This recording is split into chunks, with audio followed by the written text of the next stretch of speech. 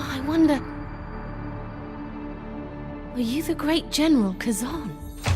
The First Berserker Khazan is exhausting. Your hands will ache, your brain will fry, and you'll probably have to step away in frustration from time to time. It's a long, brutally difficult game that expects near perfection in its toughest encounters. But like a military recruit, this Souls-like extension of developer Neopol's Dungeon and Fighter universe breaks you down, and over time, builds you back up into a lethal weapon that's prepared to take on whatever hellish nightmares it has in store.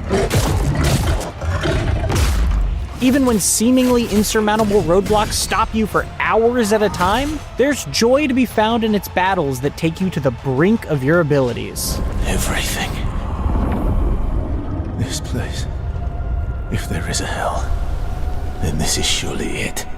The First Berserker Khazan is a classic revenge tale. A celebrated general is betrayed by his empire and labeled a traitor. After being gravely injured, he's revived and possessed by a soul-thirsty specter. This underworld symbiote called the Blade Phantom is concerned with the Realm of Death's agenda, but reluctantly helps Khazan in his quest to spill the blood of those who wronged him.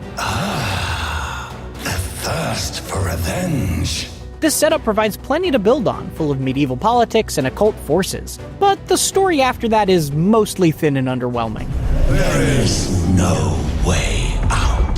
Khazan's Tour of Vengeance is mission-based rather than giving you an open or branching area to explore freely. He'll routinely return to a sparse hub area known as the Crevice between excursions. The Floating Stone Sanctuary is visually interesting, but there's not a lot to do apart from inventory management and shopping. Distressed villagers, otherworldly advisors, former military cohorts, and more gather to add some minor connective tissue to the ongoing plot, but this place is more a necessity for picking up quests and crafting gear rather than an area to foster further flavor. If you need anything, just let me know. I've got stuff that might be useful. Being a well-honed instrument of war, Khazan has a handful of tools at his disposal to slaughter his enemies, although it takes a while before you're on his perceived level of capability. The First Berserker has 3 types of weapons. You can choose the powerful but slow greatsword, a nimble, stamina-draining spear, or the whirling assault of the dual blades. It's great how unique these weapons are from one another, offering transformative movesets ranging from methodical to all-out aggressive.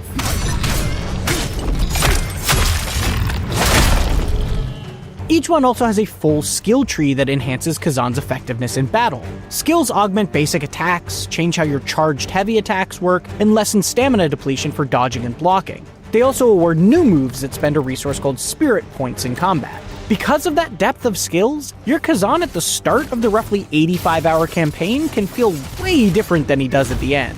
It takes dozens of hours to see those changes take shape, but that growth is satisfying. The First Berserker lets you swap between your 3 weapons freely, but since their skill trees don't overlap, what's normally a quick switch in other games is actually a hassle here. For instance, in Dark Souls, most weapons have light and heavy attacks, with maybe a special ability available when switching to a 2-handed grip.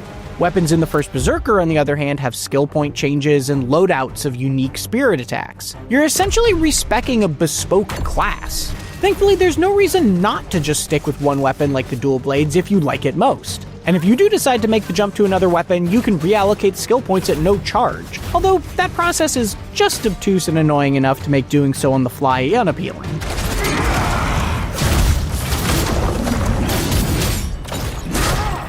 Once you embark on any of the First Berserker's mainline missions, the structure is extremely close to what's expected in a Souls-like. Each level plays out similarly, whether that's a ruined village, a crumbling castle, or the obligatory poison swamp. You'll slay dangerous enemies patrolling the area, figure out how to survive with limited healing items, and collect spoils of the dead until you make it to the next Blade Nexus. It's a familiar formula, but it recreates that loop well enough, with levels smartly built to weave back to prior safe areas.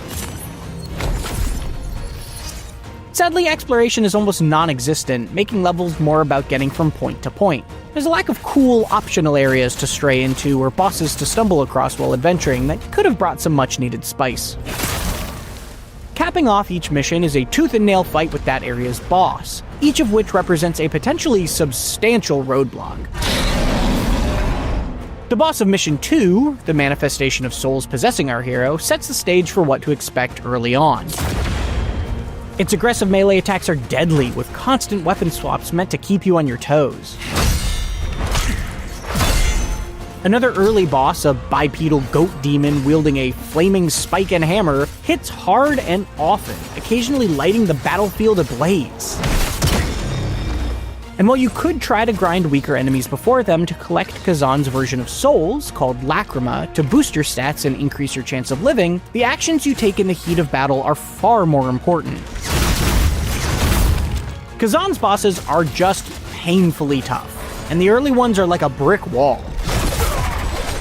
Smaller enemies leading up to each boss will somewhat teach you how to deal with certain attacks, but there's little to ramp you into what is continuously asked of you moving forward. There's also no easy way to smash your way through these early walls in the First Berserker, like finding an overpowered item or excessively juicing your stats. Even in a brutal game like Elden Ring, a notorious early boss like Margit can be overcome more easily if you spend some time getting stronger in the areas before him. While grinding helps, it's not the cure to every situation here. These fights are tough, but they're also extremely rewarding if you stick them out. What starts as a peak point of frustration becomes the best part of the First Berserker after a certain point, as the bosses are ultimately what make it worth playing. My lord, get out of here!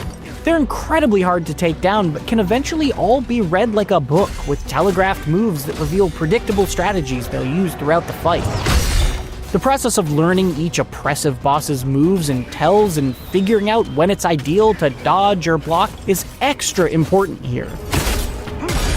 Every death becomes a learning experience, and every restart is a chance to refine your attacks and survive with newfound knowledge. Yes, there are plenty of cheap attacks, one-hit kills, and groan-inducing mistakes too, but studying each big boss is as enjoyable as the catharsis of finally taking them down.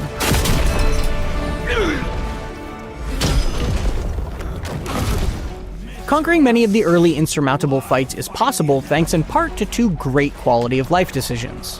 First, dying repeatedly against a boss grants precious lacrima based on how far you get. Each upgrade that helps you afford gets you a little bit further the next time, and gaining levels by grinding the boss you need to beat is far more valuable than breaking away to farm elsewhere. Second, skill points are awarded separately from the levels you get from cashing in lacrima. They're instead earned from simply being in battle. While not necessarily an increase in stats, unlocking new moves to use or enhancing your favorite skills can be just the thing that's needed to beat a stubborn encounter.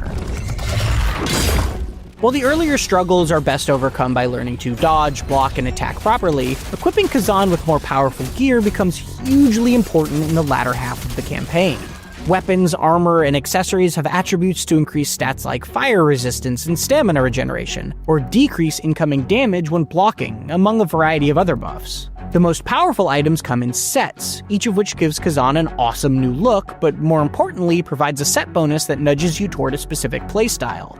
For instance, the Beast Slayer set amplifies the Whirlwind Spirit attack and increases damage while taking swings at an enemy head-on.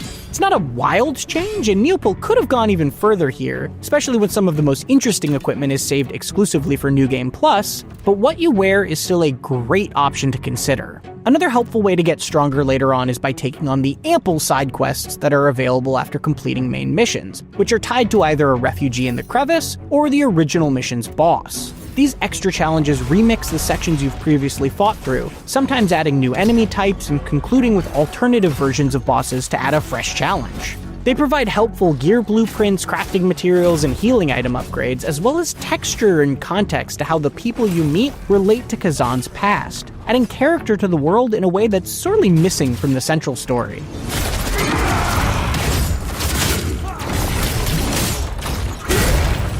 Once you find your foothold and gain some new abilities, the First Berserker Khazan's devastating bosses start to shine. They're the reason to play this brutal but impressive Souls-like, and they only get better and more mechanically satisfying as you go. It can be a steep and demoralizing climb, especially in the early hours, but there's an exhilaration in executing split-second guards and dodges in order to escape relentless attacks before hitting foes with your own flurry of steel. The First Berserker Khazan might be the hardest game you'll play this year, but learning to take on the worst this Souls-like has to offer at the start imbues you with the confidence to press on. The journey is tough, and it may not be for everyone, but with time and practice, it's well worth seeing it through.